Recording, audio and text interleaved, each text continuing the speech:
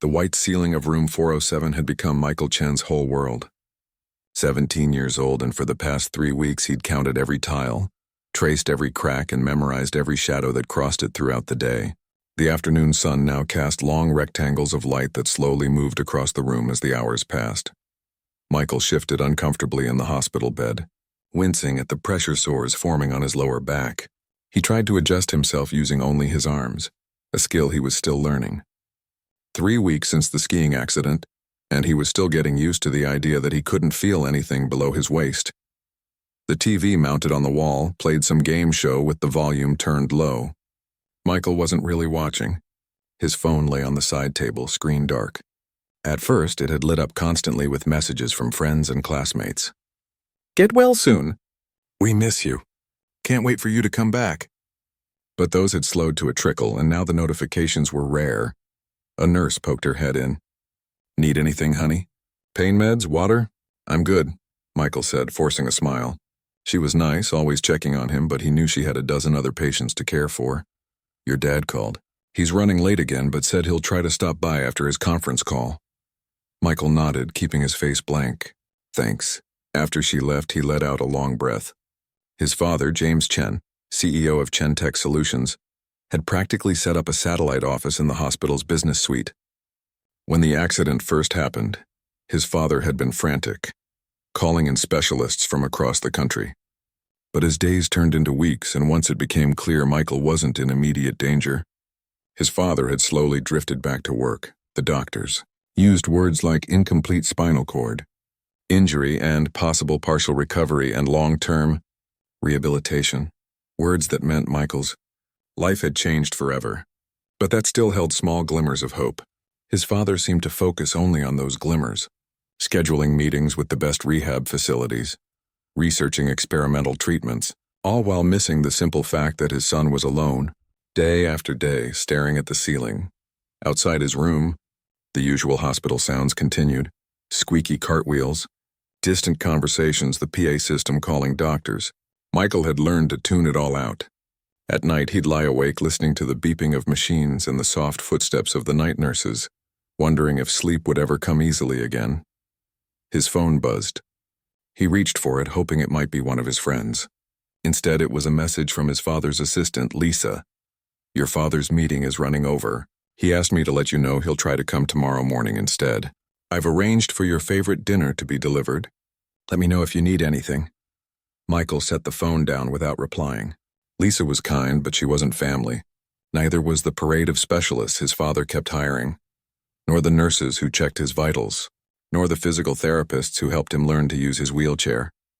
The wheelchair sat in the corner of the room. Sleek, black, top of the line with all the latest features.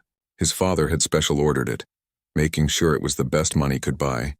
Michael stared at it, still unable to fully accept that this would be how he moved through the world now.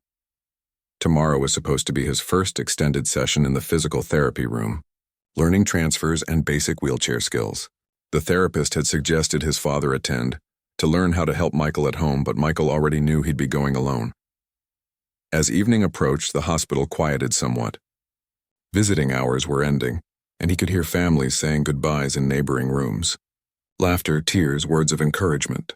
Michael turned his head toward the window, watching as the sky turned a deep orange. His dinner arrived, sushi from his favorite restaurant downtown. It came with a note from Lisa saying she hoped it would cheer him up. Michael picked at it without much appetite. Before the accident, he would have devoured the entire platter. Now food was just something he had to consume to keep going. A soft knock at his door made him look up.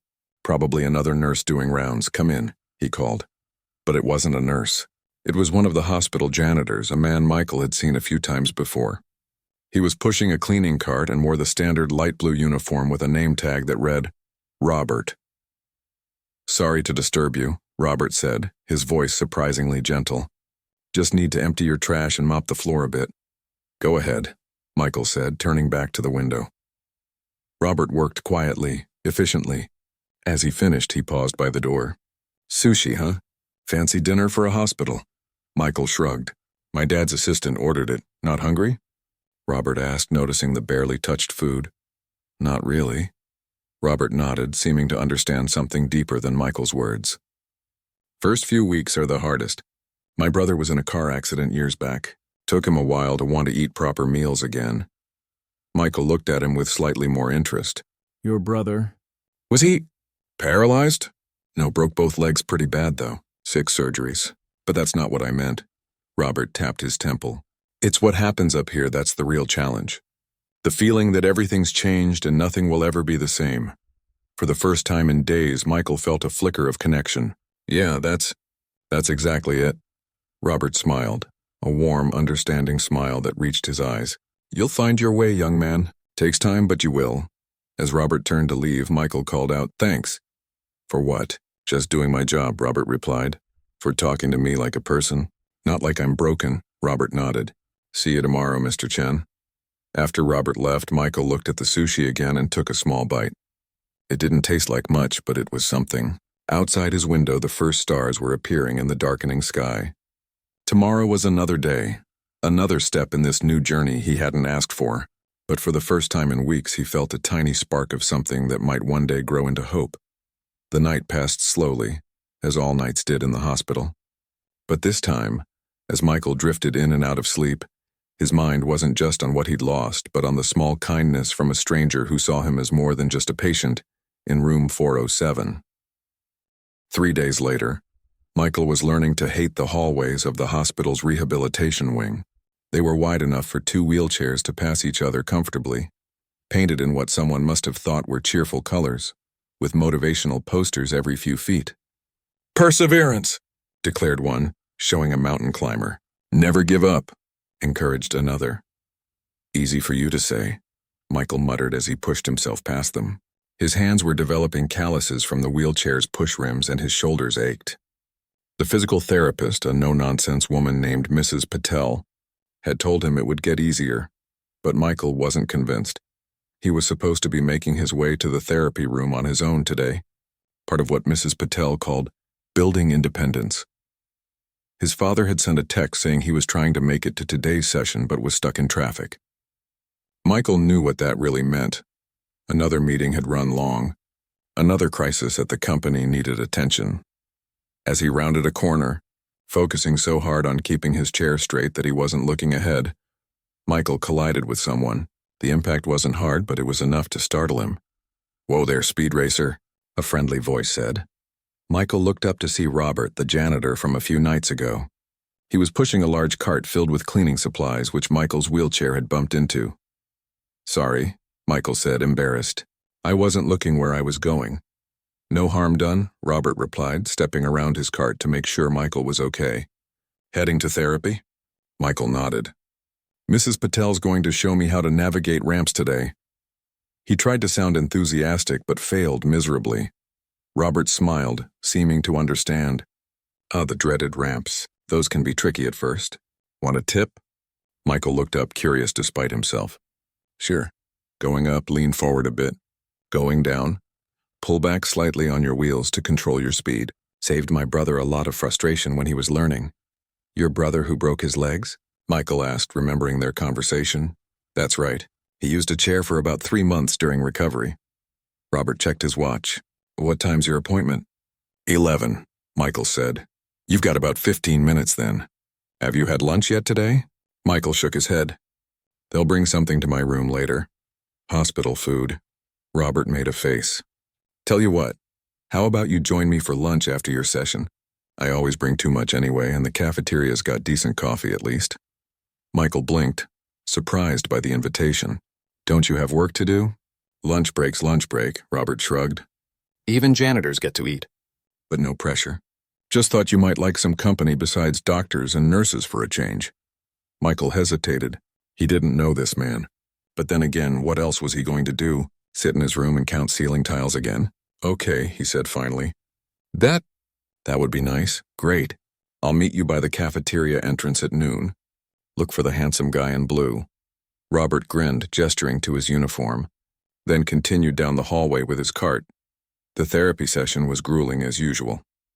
Mrs. Patel wasn't one to go easy on her patients, but Michael had to admit she knew what she was doing. By the end of the hour, he'd conquered the small practice ramp in the therapy room, though the thought of tackling real-world inclines still terrified him. Your father couldn't make it today? Mrs. Patel asked as they finished up. Traffic, Michael said automatically. Mrs. Patel's expression told him she'd heard that excuse before. Well, we recorded the techniques on this tablet. You can show him later. She handed Michael a small device. You're making good progress, Michael. I know it doesn't feel like it, but you are. Michael slipped the tablet into the backpack hanging off his wheelchair and thanked her. As he made his way to the cafeteria, he found himself actually looking forward to lunch, a feeling he hadn't experienced in weeks. The cafeteria was busy with hospital staff in various colored scrubs, a few patients well enough to leave their rooms and visitors. Michael spotted Robert waving from a small table near a window. Right on time, Robert said as Michael wheeled up to the table. How'd the ramp training go? Not terrible, Michael admitted. Your tip helped. Glad to hear it. Robert opened a large lunchbox and began setting out containers. Hope you like home cooking. Nothing fancy, but it beats mystery meat casserole. The food was simple. Sandwiches, some cut vegetables, and homemade cookies. But it smelled wonderful, and Michael suddenly realized he was hungry. Actually hungry, for the first time since the accident. This is really good, he said after taking a bite of the sandwich, which contained some kind of flavorful chicken salad. My daughter's recipe. She's got a knack for cooking. Robert poured coffee from a thermos and offered Michael a cup. Your daughter? Michael asked, accepting the coffee. How old is she? Lily's 15. Smart as a whip, that one. Wants to be a chef someday. There was unmistakable pride in Robert's voice. He pulled out his phone and showed Michael a photo of a smiling teenage girl with her father's kind eyes, standing in a kitchen holding a plate of food. She looks nice, Michael said. She is. Tough, too. Has to be. Robert put his phone away. Lily has cerebral palsy. Not severe, but enough to make some things challenging. Doesn't stop her from doing what she loves, though. Michael was quiet for a moment, absorbing this information. Is her mom in the picture? Cancer took her when Lily was 7. Robert said it matter-of-factly, without the pitying tone Michael had come to hate from doctors and visitors. Been just the two of us since then. I'm sorry, Michael said. Life happens, Robert replied. We manage. That's all any of us can do, right? Just keep going, one day at a time. They ate in comfortable silence for a few minutes. Then Robert asked, So what were you into before all this? Sports, music, girls? He winked at the last one. For the first time in what felt like forever, Michael laughed. It was a small laugh, barely more than a chuckle, but it felt good. Basketball mostly. I was on the varsity team at school. And yeah, there was a girl I liked, but now you think that's all over. Robert finished for him. Michael nodded, looking down at his lap, at his useless legs. Kind of is, isn't it? Depends on how you look at it. Robert leaned back in his chair. Basketball as you knew it? Maybe. But have you heard of wheelchair basketball? Those guys would run circles around most able-bodied players I know. And as for girl, he shrugged. The right ones care about who you are, not how you get around. Easy to say, Michael muttered. True, Robert acknowledged. But I've been around long enough to know it's also true. My brother thought his life was over too. Now he's married with 2 kids and coaches a Paralympic swim team. Michael looked up, a flicker of interest in his eyes. Really? Really? Tell you what, Robert began but was interrupted by Michael's phone buzzing. It was a text from his father. In a meeting with doctors now. How is therapy? We'll try to stop by tonight. Michael put the phone away without answering. Your dad? Robert asked. Michael nodded. Always busy. Running a company will do that, Robert said. When Michael looked surprised, Robert smiled. Hospital grapevine. Everyone knows the CEO's son is on the 3rd floor. Must be tough, him trying to balance everything. I guess, Michael said, though he'd never really thought about it that way. In his mind, his father had simply prioritized work over him, as always. He's got his assistant checking on me, sending food. Not the same as being there himself, Robert observed. No, Michael agreed quietly. It's not. They finished lunch and Robert started packing up his containers. I've got to get back to work. Floor 3 needs mopping and the ER had some kind of spill earlier. Thanks for lunch, Michael said, genuinely grateful. It was nice to talk to someone we're normal. Robert laughed. Not sure anyone's called me normal before, but I'll take it. He stood up, gathering his lunchbox. Same time Thursday? I'm off tomorrow. Michael found himself nodding before he even thought about it. Yeah, that would be good. As Robert walked away, Michael realized he was smiling. It was a small thing, lunch with a hospital janitor. But somehow in that hour the world had seemed a little less bleak, the future a little less terrifying. For the first time since the accident, Michael felt like maybe, just maybe, there might be a life waiting for him beyond the hospital walls. Over the next 2 weeks, lunch with Robert became the highlight of Michael's days. Every Tuesday and Thursday, Robert would meet him at the cafeteria, bringing homemade food that was always delicious. Sometimes they talked about serious things. Michael's fears about returning to school, the challenges of adapting his home for wheelchair access. Other times they just joked around or discussed movies they'd both seen. What struck Michael most was how Robert never treated him with pity. He acknowledged Michael's situation but didn't define him by it. He listened when Michael needed to vent, offered practical advice when asked, and knew when to simply sit in companionable silence. Today was different, though. Robert had asked if Michael wanted to join him in the hospital garden during lunch hour. It was a warm spring day, and Michael had been inside for almost a month now. I don't know, Michael hesitated. I haven't been outside since... Perfect time to start, Robert said. Garden's got paved paths, good for practicing. But no pressure. We can stay in if you prefer. The thought was both appealing and terrifying. What if people stared? What if he couldn't navigate the paths properly? What if... Okay, Michael said, surprising himself. Let's try it. The hospital garden was a small oasis of green amid the concrete and glass of the medical complex. True to Robert's word, it had smooth, wide paths winding among flower beds and small trees. A few patients sat on benches with visitors, and a nurse was helping an elderly man walk slowly along one path. Nice, right? Robert said, leading Michael to a quiet corner with a small table. Sometimes I come out here just to breathe when work gets hectic. As they set up lunch, soup and sandwiches today, Michael found himself relaxing. The fresh air felt good on his face, and the sounds of birds and rustling leaves were a welcome change from the beeps and announcements of the hospital interior. I've been meaning to ask, Robert said as they ate. Have you thought about what happens after discharge? Your dad mentioned to Dr. Chen you might be going home next week. Michael looked up in surprise. He did? He hasn't said anything to me about it? Robert winced. Sorry, hospital grapevine again. Shouldn't have assumed he'd talk to you. It's fine, Michael said, though it wasn't really. Another decision about his life made without consulting him. I don't know what the plan is. Home, I guess. We have an elevator, so at least I can get to my room. What about school? Michael poked at his soup. Not sure I'm ready for that. Robert nodded thoughtfully. Makes sense. It's a lot to handle at once. He paused. Lily had a rough time after her mom died. Missed almost a semester. When she went back, we started with just 2 days a week, then gradually built up. That worked? Michael asked. Not perfectly. There were tough days, but it helped her feel like she had some control, you know? Robert took a sip of his drink. Speaking of Lily, she's been asking to meet you. Says I talk about you so much she's curious. Michael felt a flush of surprise. You talk about me? Sure do. Told her all about this amazing kid I met who's dealing with some tough stuff but still manages to make me laugh. Robert smiled. No pressure, but she's dropping by after school tomorrow to bring me something I forgot. If you wanted to say hi, I'd like that, Michael said, and realized he meant it. If she doesn't mind meeting someone like me. Robert raised an eyebrow. Someone like you? You mean a basketball player with a lousy sense of humor who doesn't appreciate my jokes? Michael couldn't help but laugh. You know what I mean.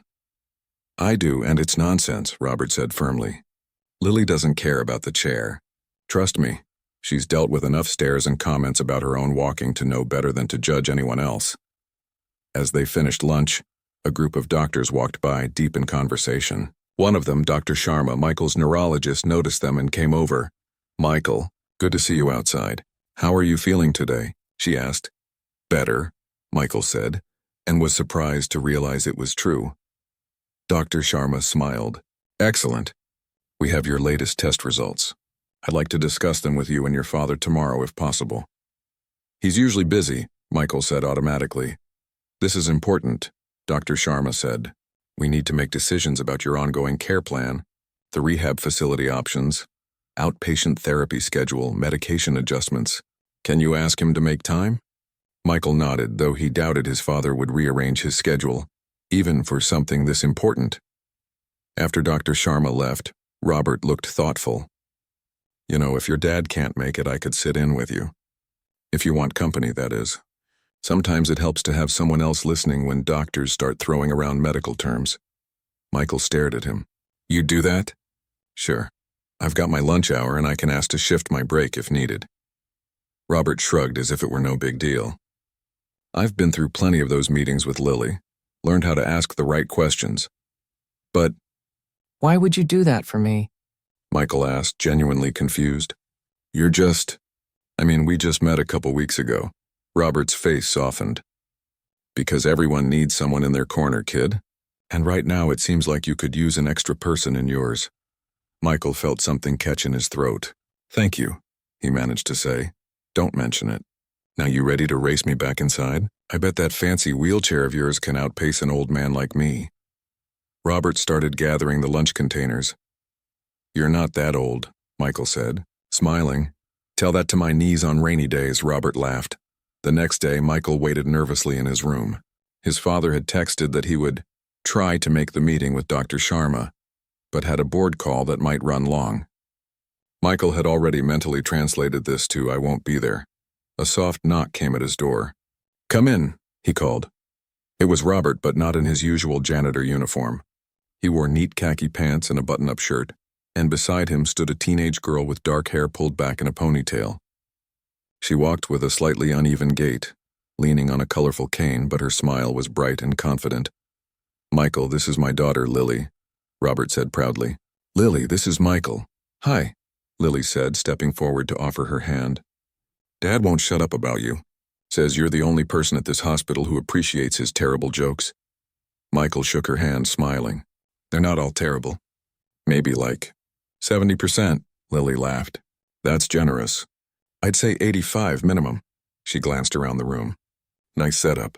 Better TV than we have at home. Lily, Robert warned, but his eyes were twinkling. What? It's true. She turned back to Michael. So Dad says you play basketball? Me too. Well, adaptive basketball. Our team made regionals last year. Really?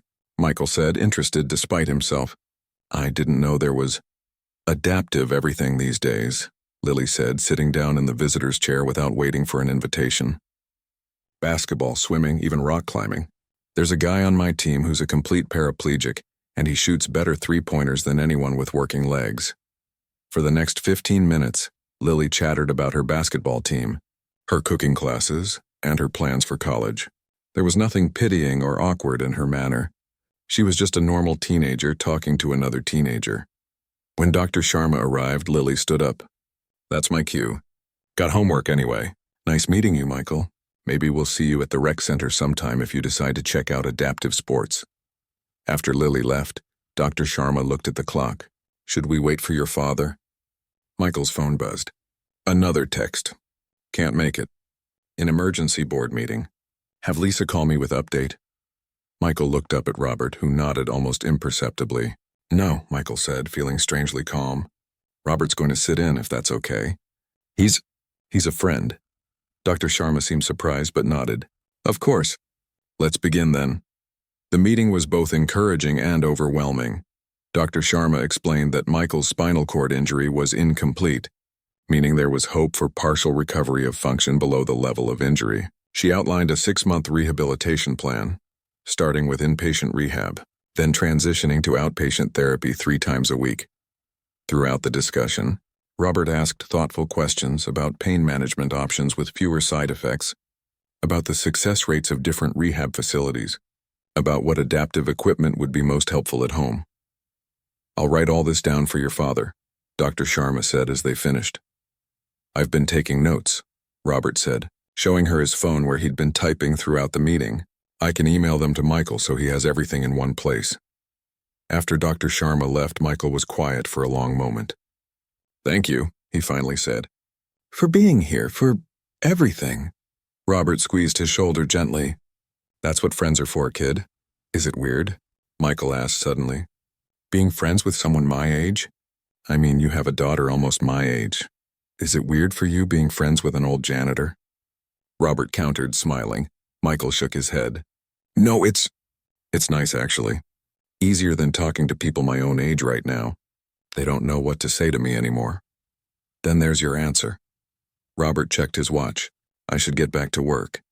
But I meant what I said about those notes. And Michael? That stuff Dr. Sharma said about recovery possibilities? Hold on to that. One day at a time, right? One day at a time, Michael repeated. As Robert left, Michael realized his accident. The physical therapy room was more crowded than usual. Michael had just finished a grueling session with Mrs. Patel, practicing transfers from his wheelchair to different surfaces. He was tired but satisfied. He'd managed every transfer without assistance for the first time. You're making excellent progress, Mrs. Patel told him. I've updated your file for the rehab center. They'll be impressed with how far you've come.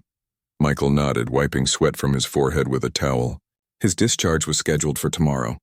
After 5 weeks in the hospital, he was finally going home, and then to an inpatient rehabilitation facility for intensive therapy. He felt equal parts excited and terrified. As Mrs. Patel moved on to her next patient, Michael wheeled himself to the water cooler. Robert had promised to stop by during his break to help Michael pack up his room. Over the past weeks, books, cards, and small gifts had accumulated, turning the sterile hospital space into something almost homey. Taking a drink of cold water, Michael heard the therapy room door open. To his surprise, his father walked in, looking as out of place in his tailored suit as a peacock in a chicken coop. James Chen's eyes scanned the room until they found Michael. There you are, James said, striding over. I've been looking all over. Your room was empty. PT session, Michael explained, gesturing to the therapy equipment around them. Right, of course. James checked his watch. I've got the car waiting. Thought we'd have lunch together before the board meeting. The discharge paperwork is all set for tomorrow. I've arranged for the home health nurse to start Monday, and the contractor is finishing the ramp installation today. Michael blinked, processing this flood of information. His father had been more involved in the discharge planning than he'd expected, though most of it had been handled through his assistant, Lisa, or over the phone with doctors while Michael wasn't present. I have plans for lunch, Michael said. Plans? James frowned. With who? Before Michael could answer, the door opened again and Robert walked in. He wasn't in his usual janitor uniform, but wore the same neat casual clothes he'd worn to the doctor's meeting. He carried a small gift bag. Hey, Michael, Robert called cheerfully, walking over. Ready for our celebration lunch? He noticed James standing there and extended his hand. You must be Mr. Chen, Robert Williams. Nice to finally meet you. James looked at Robert's outstretched hand, then at Michael, confusion evident on his face. And you are? Dad, this is Robert, Michael said. He's a friend. We have lunch together a few times a week. A friend, James repeated, finally shaking Robert's hand briefly. You work here? Environmental services, Robert said with a smile. Fancy term for janitor, though today I took the day off. Big day tomorrow with Michael heading home, thought we'd celebrate. James frowned slightly. I see. Well, I'm afraid Michael won't be able to join you today. We have family matters to discuss over lunch. Michael felt a flash of anger. Actually, Dad, I already told Robert I'd have lunch with him. We've had this planned. Michael, his father said in the tone that meant discussion was over. We need to go over the arrangements for tomorrow. The car will be here at 10 a.m., and the medical transport to the rehab facility is scheduled for Monday morning. I know all that already, Michael said. Lisa sent me the schedule, and Robert's been helping me get ready. Helping you? James looked confused, then slightly annoyed. That's what the hospital staff is for. And Lisa, of course. Lisa isn't here, Michael said, his voice rising slightly. You're not here. Robert is the one who's actually been here, Dad. A few heads turned in their direction. James noticed and lowered his voice. Let's not make a scene. We can discuss this in private. There's nothing to discuss, Michael said. I'm having lunch with Robert today. We can talk later. James's jaw tightened. Michael, I've rearranged my entire day to be here. The board is waiting on me. I don't have time for this. This childishness. Childishness? Michael's voice cracked. Is that what you think this is? Robert stepped forward, looking uncomfortable. Look, we can do lunch another time. You should spend time with your father. No, Michael said firmly. Dad, you've had 5 weeks to have lunch with me. 5 weeks where I've been stuck in this hospital, and you've been too busy with meetings and conference calls to spend more than 20 minutes at a time with me. James looked stunned. That's not fair. I've been working around the clock to make sure you have the best care, the best doctors, the best rehabilitation options. I don't need the best everything." Michael shouted, no longer caring who heard. "I needed my dad. I needed you to be here to talk to me, to help me figure out how my life is supposed to work now. Instead, I got your assistant and your credit card." The therapy room had gone quiet. Mrs. Patel and the other therapists were discreetly moving their patients to other areas, giving the family some privacy while pretending not to listen. "I've been doing everything I can," James said, his voice tight. "Running the company, coordinating your care, dealing with insurance. You haven't asked me once how I feel," Michael cut in, his voice suddenly quiet. "Not once, Dad. You talk about medical transport and home modifications and the best specialists, but you never just sit with me and ask how I'm doing. You never let me be scared or angry or just sad." James stared at his son, at a loss for words. Robert cleared his throat awkwardly. "I should go. This is a family matter." "No," Michael said, reaching out to stop him. "Stay, please. You're the only one who treats me like I'm still me." James looked between them, confusion and hurt on his face. "Michael, I don't understand. Of course you're still you. I've been doing everything possible to make sure your life can continue as normally as possible. By throwing money at the problem?" Michael asked bitterly. "That's your solution for everything." "That's not fair," James repeated, his voice strained. "What was I supposed to do? Abandon the company? Let everything I've built collapse? I'm trying to secure your future." "What about my present?" Michael countered. "Do you have any idea what these weeks have been like for me? Lying in that room, staring at the ceiling, wondering if this is all my life is going to be now. Of course I know it's been difficult." "No, you don't know." Michael's voice broke. "You don't know because you haven't been here. Robert knows. He's the one who actually talks to me, who listens, who treats me like a person instead of a project to be managed." James looked at Robert, really looked at him for the first time. The janitor stood uncomfortably but didn't back away. "I didn't mean to step on any toes, Mr. Chen," Robert said quietly. "But Michael needed someone to talk to. And I've been through some similar experiences with my daughter. Sometimes it's easier to talk to someone outside the situation." "Your daughter?" James asked. "Lily. She has cerebral palsy. Different challenges, but some of the same feelings. The frustration, the feeling that your body's betrayed you, the fear that people will only see the disability, not the person." James was quiet for a long moment. When he spoke, his voice was subdued. "I didn't realize. I thought I was doing what needed to be done." "You were," Michael acknowledged, his anger deflating slightly. "But I needed you to do it with me, not for me or around me." Robert shifted his weight, clearly feeling like an intruder in this family moment. "Mr. Chen, for what it's worth, Michael talks about you all the time. He's proud of you, of what you've built. He just wants to be part of your life, not just someone you have to fix." James ran a hand over his face, suddenly looking tired and much older. "I don't know how to fix this," he admitted. "I don't know how to be what you need right now, Michael. I'm trying, but I don't know how." "Maybe you could start by joining us for lunch," Robert suggested cautiously.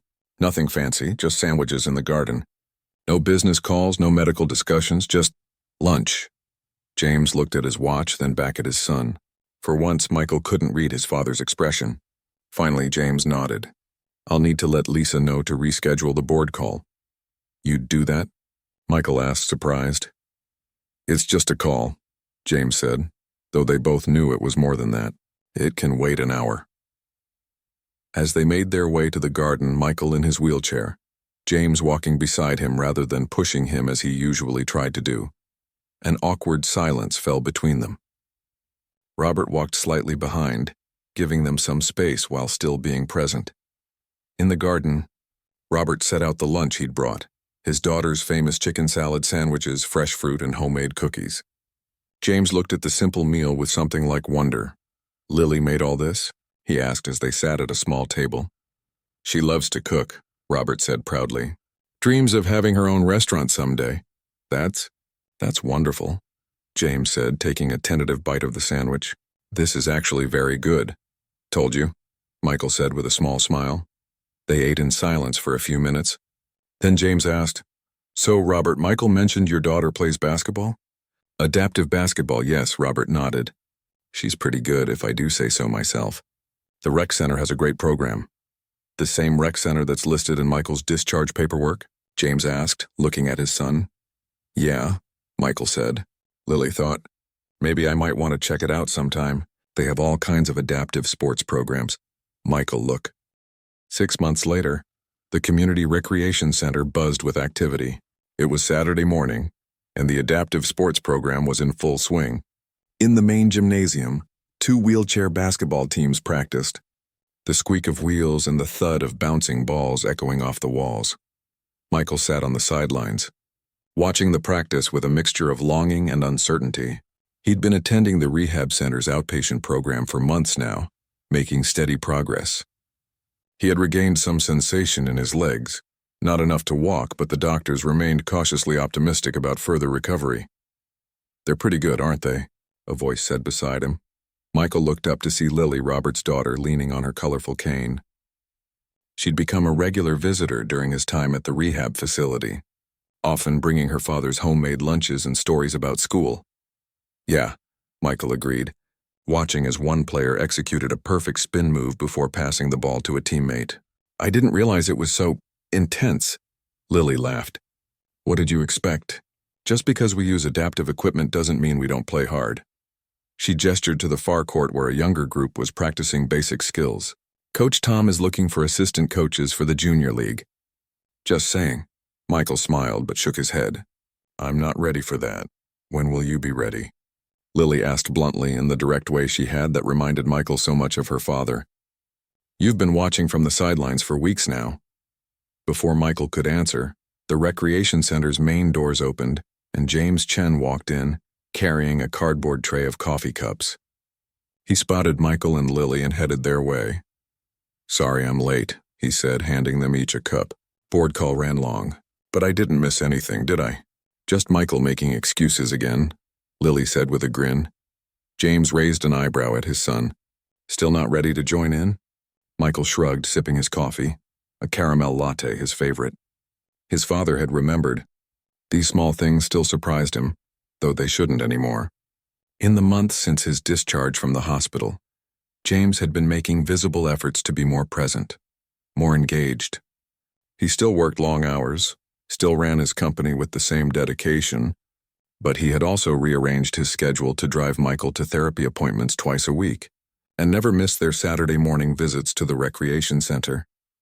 Maybe next week, Michael said, the same answer he gave every week. James didn't push, just nodded and turned his attention to the game. Number 15 has quite a shot. That's Alex, Lily informed him. Been playing for 3 years.